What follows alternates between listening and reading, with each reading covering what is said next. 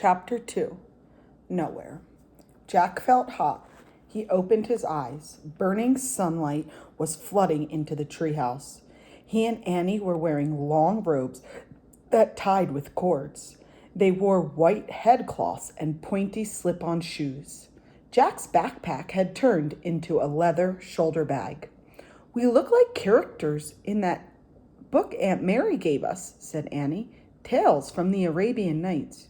"Yeah, like Aladdin and Ali Baba," said Jack.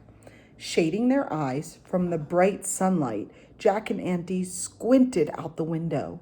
They had landed in a spiky crown of a palm tree.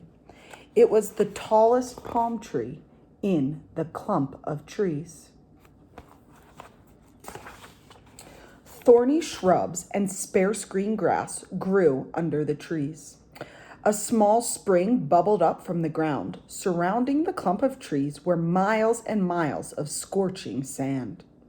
"This doesn't look like the Golden Age to me," said Annie. "Yeah, where's Baghdad?" asked Jack. He picked up their research book and opened it to the first page. He read aloud.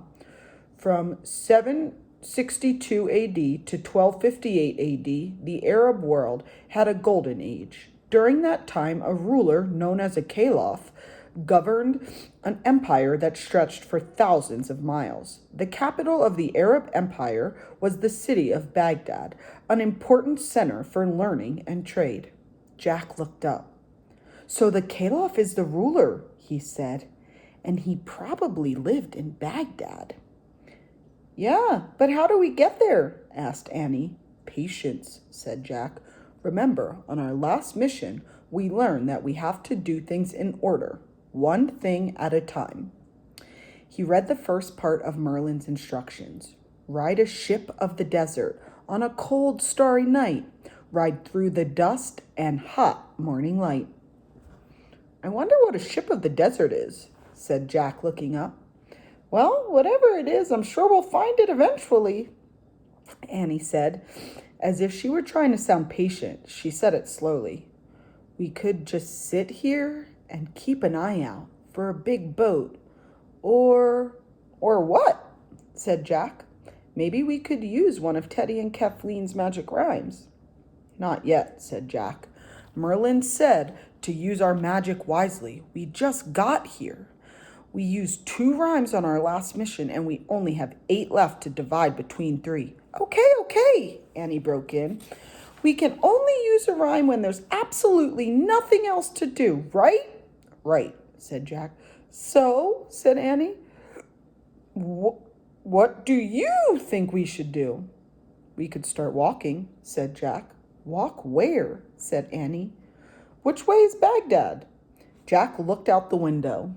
Beyond the palm trees, there was nothing but sand and sky. In the distance, there were lonely dunes. The desert was eerily silent. Jack couldn't think of anything else they could do. "We could look in the rhyme book," he said. Jack pulled out the book of magic rhymes. He and Annie read down the table of contents together. "Make a stone come alive," read Annie. "We did that on our last mission. We can't do it again." "It wouldn't help anyway," said Jack. He looked at the other rhymes. "Make metal soft," he read. "We already did that one too." "Turn into ducks," read Annie. She looked at Jack. "No," he said. "Mend what cannot be mended," read Annie. "Nothing needs to be mended," said Jack. "How about this one? Make helpers appear out of nowhere." "Well," Jack said, "maybe." "Come on, it's perfect," said Annie. "That's where we are, nowhere, and we sure could use some helpers." "Okay," said Jack. "I'll read the line Teddy wrote, and you read Kathleen's line in her Selkie language." "Okay," said Annie.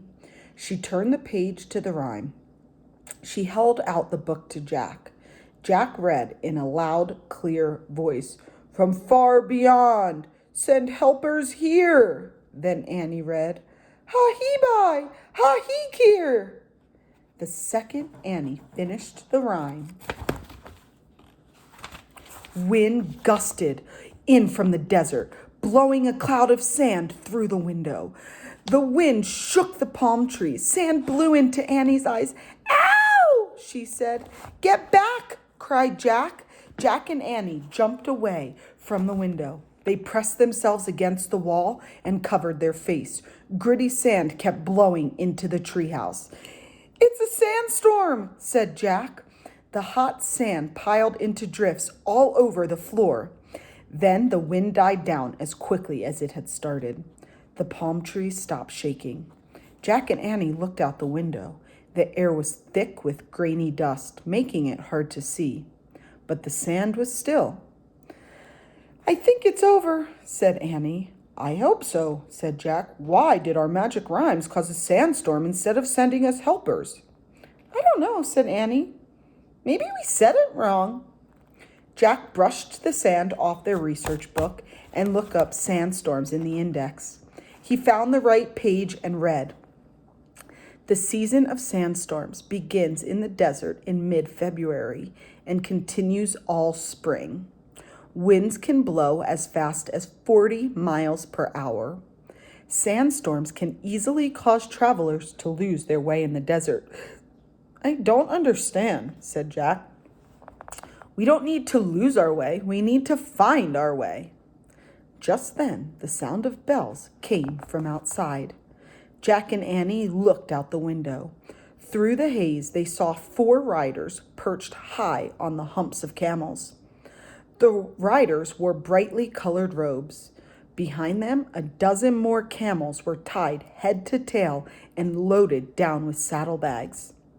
As camels swung from side to side, bells tinkled from around their necks. Annie grinned. Helpers, she said.